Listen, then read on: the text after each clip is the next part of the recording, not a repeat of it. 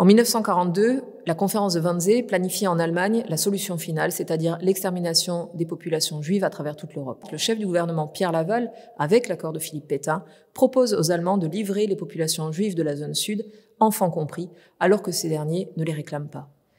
En 1942, le port de l'étoile jaune devient obligatoire dans la zone occupée et sur tout le territoire français, dès 1942, la mention juif doit être apposée sur les papiers d'identité.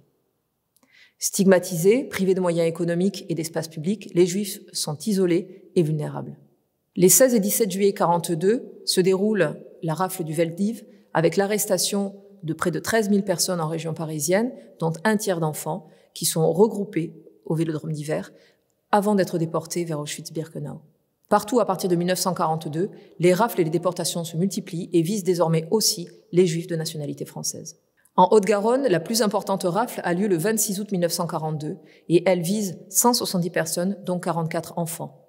Ces personnes vont être déportées par le convoi numéro 28 le 4 septembre 1942 en direction d'Auschwitz-Birkenau. La très grande majorité va être gazée dès son arrivée et Paul Schaffer, 17 ans, arrêté à Revel, en sera le seul rescapé. Cet îlot mémoriel que vous découvrez ici recense les 168 enfants internés puis déportés depuis la Haute-Garonne vers les camps de concentration et d'extermination. Depuis le premier convoi numéro 28 de l'été 42 jusqu'au dernier, le convoi 81 du 30 juillet 1944. Au total, ce sont 21 convois qui vont déporter l'ensemble de ces enfants étant ici présentés par ordre alphabétique. La plupart de ces trains se dirigent vers Drancy, où les populations arrêtées sont regroupées, constituent des convois plus gros et se dirigent principalement vers Auschwitz-Birkenau. Le convoi de l'été 44, le convoi 81, va connaître un destin un peu différent puisque, à la faveur du débarquement des Alliés et dans le chaos des combats, il va être redirigé vers le camp de Ravensbrück, qui est un camp de concentration et non un camp d'extermination. Les chances de survie y sont un peu moins faibles qu'à Auschwitz, et malgré les conditions de vie très dures, le froid, la faim, les maladies, la majorité des enfants arrivés à l'été 44 vont survivre jusqu'au printemps 45. Parmi eux, une jeune fille au destin singulier, la jeune Marie Rafalowicz, que vous découvrez aussi, qui est issue d'une famille d'immigrés juifs polonais, marchands forains, vivant à Toulouse. Elle-même est née à Toulouse. Et cela fait 2 ans que sa famille se cache avec elle dans la périphérie de Toulouse, lorsqu'elle est arrêtée, seule, devant son ancien domicile toulousain. Elle est dénoncée par un voisin, interrogée au siège de la Gestapo, mais elle ne révèle pas la cage de ses parents. Elle est ensuite retenue à la caserne Caffarelli, avant d'être déportée depuis la gare Rhénal et donc de faire partie des 166 juifs et des 27 enfants déportés par le convoi 81. Coupée de sa famille qui n'a pas réussi à la faire libérer, à seulement 14 ans, isolée, Marie rentre dans le camp de Ravensbrück avec le matricule 49 595. Elle va être prise en charge par Mimi Tayad, une résistante toulousaine qui va la prendre sous son aile. Elle va se déclarer comme enfant pour échapper aux travaux forcés.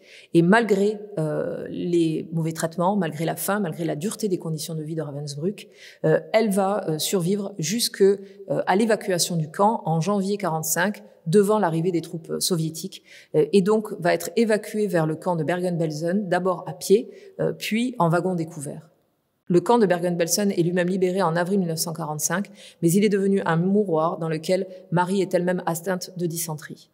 Au mois de mai, elle rejoint la France, elle passe par l'hôtel Lutetia à Paris comme beaucoup de déportés, et c'est seule, en métro, qu'elle rejoint le domicile d'un cousin qui vit dans la région parisienne. Avertie de son retour, son père prend immédiatement le train de nuit, la rejoint et la ramène chez eux à Toulouse. Elle va ensuite passer de longs mois en convalescence dans les Pyrénées, reprendre ses études, décrocher le baccalauréat et partir travailler sur les marchés avec ses parents. Ici, nous connaissons bien la petite Marie Rafalowicz, mais nous la connaissons mieux sous le nom de Marie Weslik, puisque après-guerre, elle a épousé Jean Weslik, un jeune déporté qui a connu tous les camps de concentration durant la guerre et qui est arrivé en France après 1945. Ensemble, depuis de très nombreuses années, ils témoignent pour la mémoire des Juifs déportés et disparus. Leur engagement citoyen est porté par leur volonté d'éveiller les consciences, mais aussi de sensibiliser les jeunes générations au respect d'autrui et à la solidarité. À l'échelle européenne, la Shoah a fait plus de 6 millions de victimes juives. Et en France, ce sont 76 000 Juifs qui ont été déportés, dont 24 000 Juifs de nationalité française et 11 000 enfants. En Haute-Garonne, ce sont 2042 Juifs qui ont été déportés et seuls 3% ont survécu. Sur cet îlot mémorial, on découvre que seulement 31 des enfants déportés sont revenus, dont une grande partie du dernier convoi 81 passé par Ravensbrück et non pas par Auschwitz-Birkenau. L'objectif de cet îlot mémoriel est donc de redonner un visage et un nom à l'ensemble de ces enfants victimes de la barbarie antisémite. Parfois, notamment pour les plus jeunes, nous ne possédons rien, pas même une photo d'eux. Seulement un nom, un prénom, une date de naissance pour leur redonner la place qu'ils méritent. En réaffirmant la réalité de leur existence et de leur passage parmi nous, en réaffirmant leur appartenance à l'humanité alors que bien souvent, plus personne, plus aucun survivant ne peut porter leur mémoire, nous œuvrons ici aussi contre l'oubli. Eliane, Suzy et Sylvain Berger, les 5 frères Mendelssohn, les 3 sœurs Ginsberg, les 6 frères et sœurs de la fratrie Altmann, les jumeaux Rodriguez nés derrière les barbelés du camp de Gurs, le petit Henri Sarfati, le bébé de la rue de la Colombette, la si sage Evelyne Laxer, l'espiègle Sarah Klutstein, et tous les autres, ils ne peuvent plus être oubliés. Par cet îlot mémoriel, le MDRD a donc fait œuvre d'histoire en reconstituant les fils si fragiles et si ténus de ces jeunes vies balayées par l'histoire. Mais il a aussi réaffirmé que ces enfants, français comme étrangers, étaient tous ensemble des enfants de la nation et que cette nation doit aujourd'hui leur rendre hommage et conserver, transmettre leur mémoire et leur histoire aux générations suivantes. Leurs noms, ces 168 noms, résonnent donc comme un rappel mais aussi comme un avertissement pour mieux éclairer nos choix et notre vision du monde.